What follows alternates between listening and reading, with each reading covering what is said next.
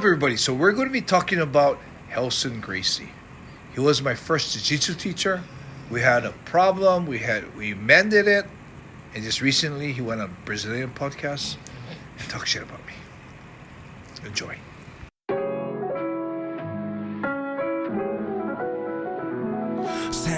1978とある田舎町で生まれて移り住んだ新宿で育ちこの町で起きたこれまでの俺たちのここまでの生い立ちはほんのまた序の口試されたいちいち正してきた過ち騙し合いやからしないはスニッチの始まり放課後の登山所児童館にホームアローンそんな時間はほったらかして向かったとある場所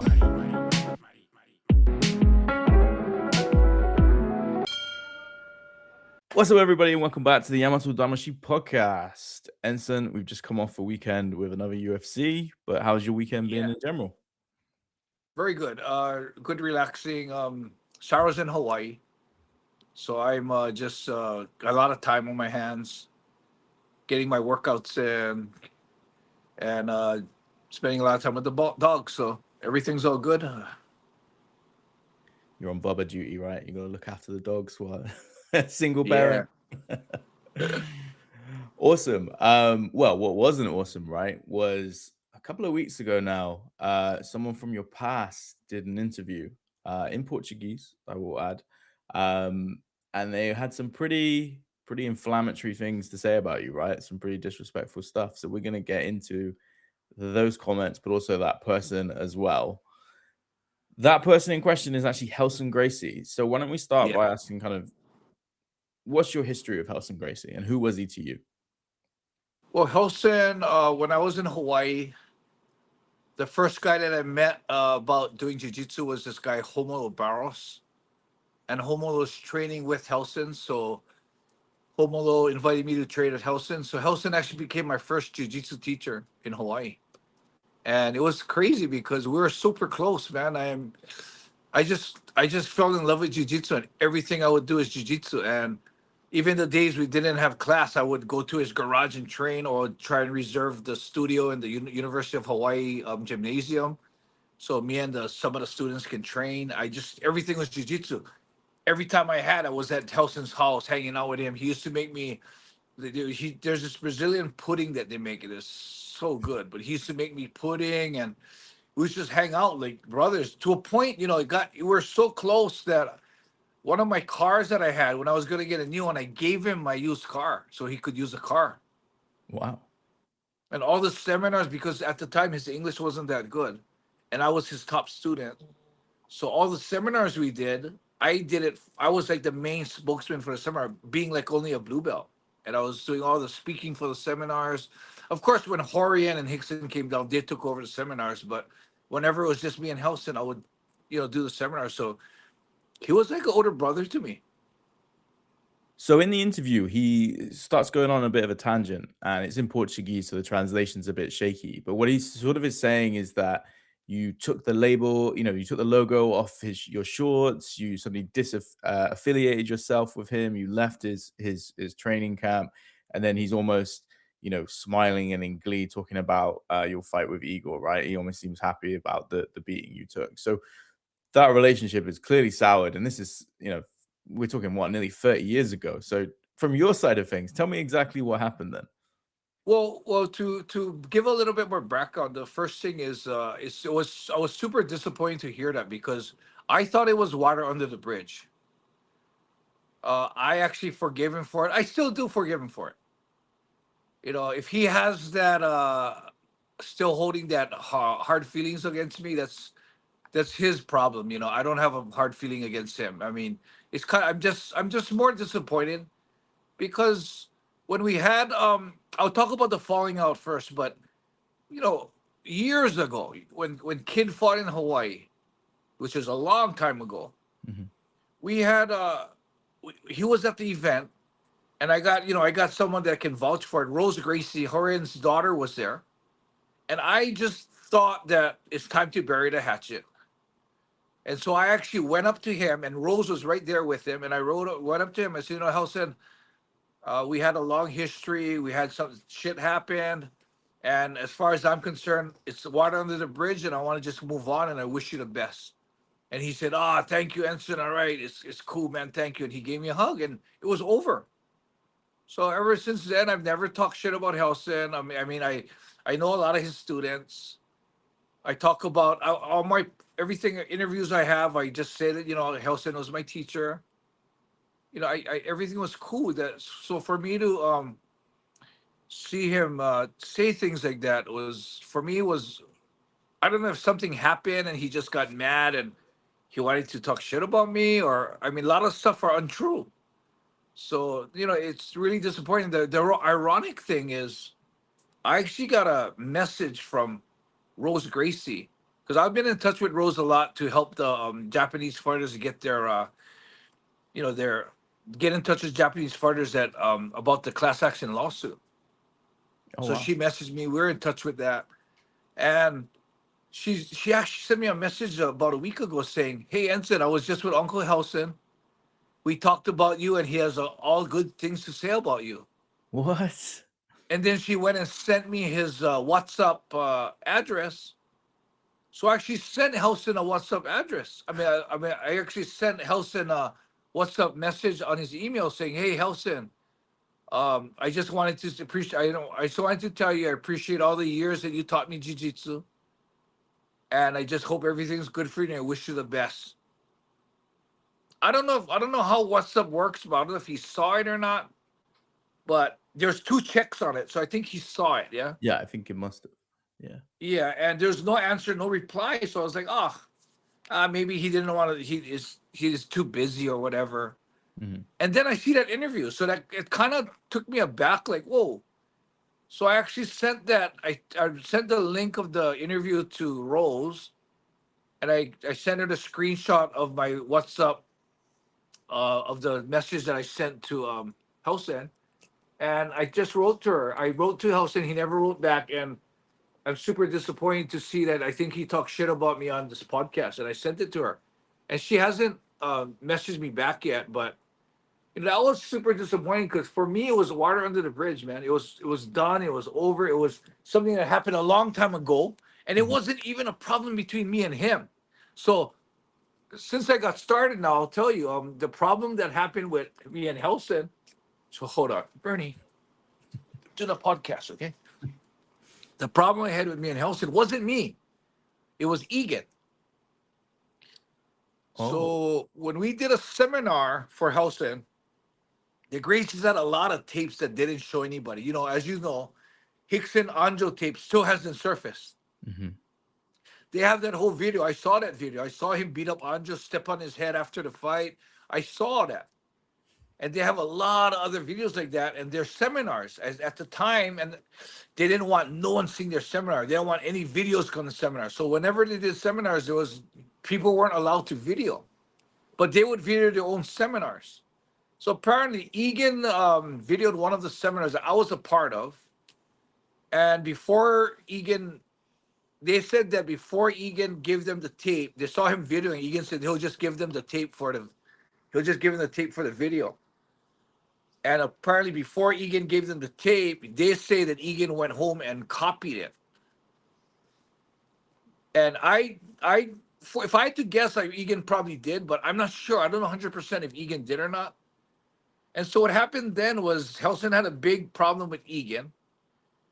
And he told me Egan can't train with him anymore. Well, Egan was actually training with me mostly, but he would go back and forth, sometimes go to Helson's class. Mhm. But from then, he said Egan can't train with him anymore. So I said, okay. But I kept training at Helson. I said, okay, Egan can't train there. He fucked up. Okay, whatever. But I would train at Helson and train at Egan's. So Egan started training in the garage. And because he was forbidden to go to Relson Gracie's, he started Grappling Unlimited. So that's another rumor that they say that Egan learned from them and tried to steal moves, and he opened his own school, but he didn't do that. He just was training in the garage. He had a bunch of guys coming to meet with him to train, and that's how Grappling Unlimited was formed. Okay, so when that was going on, he told me that Egan couldn't train at the school. I said, okay, cool. And the next thing he starts telling me is, now you can't train with Egan. Like, whoa, wait, what do you mean I can't train with Egan? And then he told me, I remember this because I went to train at the gym. And at the time, at the gym that he was at. He was at the University of Hawaii. It's a studio that I reserved for him because I was a student at the University of Hawaii. So I go in, I go into class, and there's two Japanese professors that was visiting Helson's gym. So these guys, I can have them vouch that they saw this happen. I walked into the gym. Helson comes with me and he tells me, "Hey, Enson, you got to pick me or Egan." And I looked at him and I said, "What do you mean? That's my blood brother. What are you talking about?" He goes, "Pick me or Egan." And I'm like, "I can't cut ties with my brother." So right there, I mean, it's funny because I walked into the studio. He approached me about it. As soon as he approached me and told me, gave me the ultimatum, I just looked at him and said, "Fuck, I'm sorry, then, Helson. I'm out of here." And I turned around and walked out. I walked in the gym and walked out of the gym. So that's the reason why I left Helson's gym, is because he gave me the ultimatum that I had to pick him or Egan. So I left. I mean, I think from the translations I saw, it sounded like he said something like, "I thought I was good enough to, and I didn't need the gym anymore," and left. There's no way I felt that way. I still was only a blue belt, man. Come, I wasn't even a purple belt yet. Oh, actually, I was a purple belt. I just got my purple belt from him. Wow. So, that was real disappointing. And prior to that, as a purple belt, when I went to Japan, I was fighting in Japan. Okay, so for me, I get my first fight, I became really famous. It was really fast. So for me, I wanted to, everything, right now they put sponsors on their shorts, people who give them money for fights, for advertising their product or their company. Mm-hmm. Back in my day, there was no sponsors like that. So what we did on our sports, we wanted to show our affiliation and we wanted to show our appreciation to people. So what I did was I put the Gracie triangle, the ones we made t-shirts. I was actually the ones who helped him produce those t-shirts. And we made those triangle t-shirts. They're Gracie's Jiu-Jitsu t-shirts. So I put the logo on my shorts to show that, hey, my ability right now is from Helson Gracie. Okay? It wasn't even Helson. It was Helson Gracie that called Helson. They told Helson, oh, this is what Helson told me. I got a call from Helson, and he said, you got to take your our logo off your shorts. And the reason why Helson gave me was, he told me, is that at the time they were claiming that the Gracies never lost in 60 years. So they were worried that I'm wearing a Gracie logo. So I'm saying I'm a Gracie. And if I lose, I would break their streak. So I was like, okay, that's cool. And then I heard another reason is that when I took the mount on the guy that I beat, instead of choking him out or submitting him, I finished him with punches. Mm-hmm. And I think Helson told me that Horian also didn't like that because Gracie Jiu-Jitsu is a soft sport. You don't need violence to win fights. And I kind of noticed, I mean, when we did seminars, they always did seminars like that, showing that Gracie Jiu-Jitsu is about leverage, about movement, it's about positioning. So you don't need to be strong and powerful. And I guess my fights kind of negated that. Yeah. So I was forced to take the logo off my shorts. Wow. I mean, and that Helson knows that is an outright lie. Why I left the gym and why I took the logo off my shorts is an outright lie, which is super disappointing. And, for me, I have no grudges against him. And I know he knows the truth. And from what Rose tells me, he talks all good things about me. So the only thing I can think of him, saying that kind of things about me, maybe all his drug use in his past fried his brain and he had one of those episodes where his brain wasn't working. Or maybe he just was pissed off that day or something. I don't know. And, I only wanted to talk about this whole thing just to straighten the record because, if what he said was true and he was like, oh, why is he revealing those things and making me look bad? I would have been bummed, but I wouldn't have wanted to come and talk about it. But the reason why I wanted to come and talk about it was those were total outright lies, which is super disappointing because I give Helson his props, man. He's my first jiu-jitsu teacher. He taught me all the way until my purple belt, until he gave me that ultimatum and I left the gym. I would have never left his gym. Even living in Japan, I would have been a Helson Gracie student. Wow.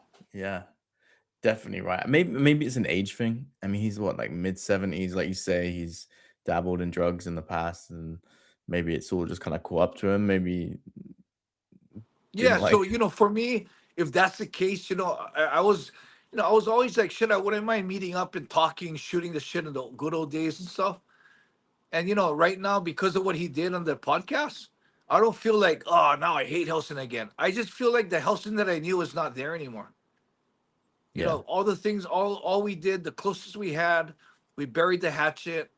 I never spoke shit about him at all. I don't even consider this talking shit. I'm just revealing the truth. With all that, I just feel like that Helson that said that podcast is not the Helson I know, and that's not the Helson I knew, and that's not the Helson that I buried the hatchet with. yeah. And the story, what you say about the Gracies having, that certain rules around fighters representing them is like, that's an age-old tale as well, right? We know that from like different things that the Gracies used to do, right? They were incredibly strict about their reputation.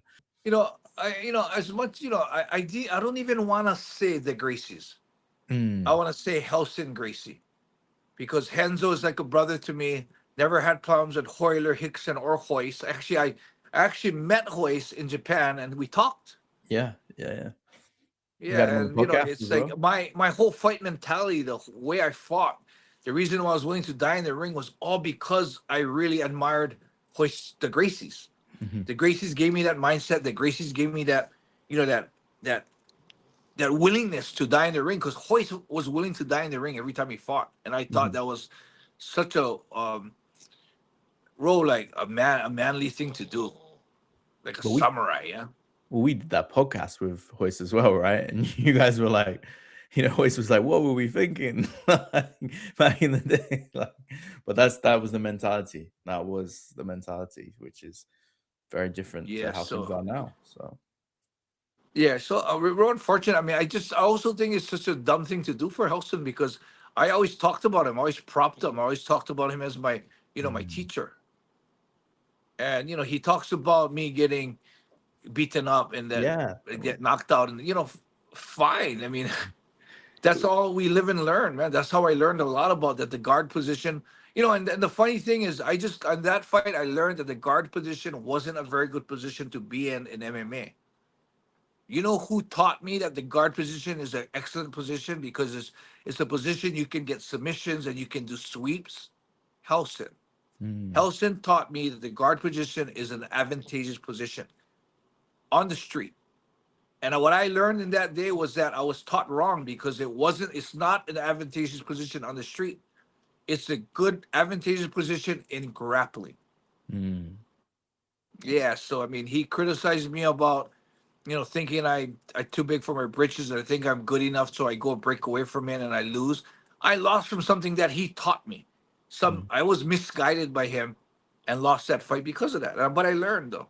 So, I mean, yeah, no, it's just a real unfortunate situation that I felt like, oh, good, I could bury that. I buried the hatchet, and I felt really good about it.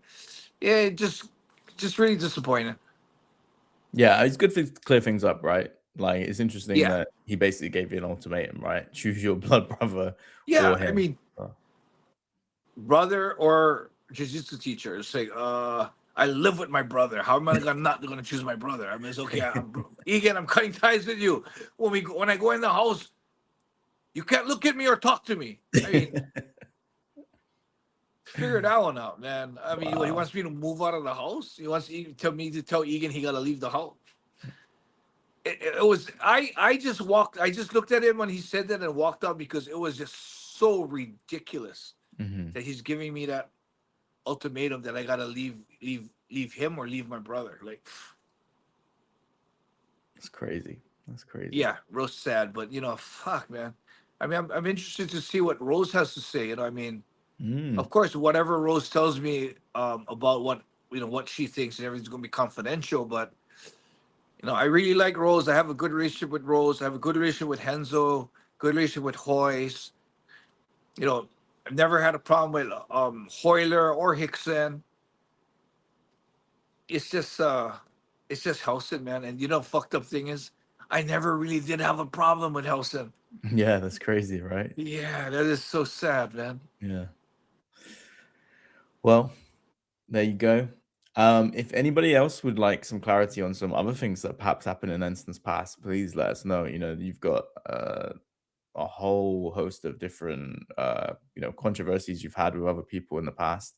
So if there's anyone in particular, a name that springs to mind, please let us know, because we'd love to go into a bit more detail. But it's just funny that interview came out a couple of weeks ago, and we've thought, hey, let's clear that up. So maybe there's more we can clear up. Set the record straight. That's all. Indeed. All right, everybody. Thank you so much for watching, and we'll speak to you again soon. All right. All right, everybody. Thank you for watching. I just wanted to straighten that up. There was some false facts that Helson talked about, so I want to straighten it up. If you guys want to hear anything else, comment and let me know. Right on.